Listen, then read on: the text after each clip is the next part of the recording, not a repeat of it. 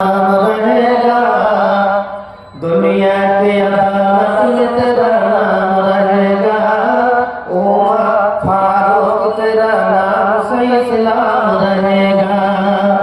दुनिया की अदालत में तेरा नाम रहेगा। फारूक तेरा नाम से इस्लाम रहेगा। सिद्दीक तेरा नाम से इस्लाम रहेगा। सदका नाम तेरा नाम रहेगा।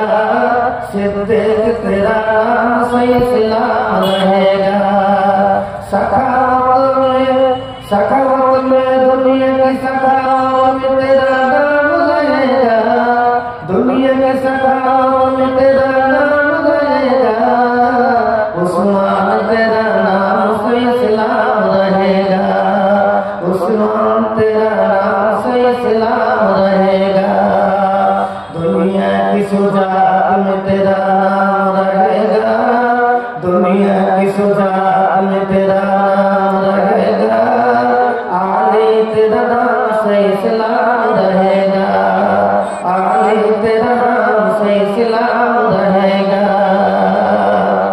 আমি যেটা আপনাকে বলতে চাইছিলাম বললাম যে আমি তিনটা কথা আপনাকে বললাম। একটা হচ্ছে ধারণা, আর একটা হচ্ছে একে অপরের দোষ ত্রুটি খোঁজা, এবং তৃতীয়টা হচ্ছে বিবাদ।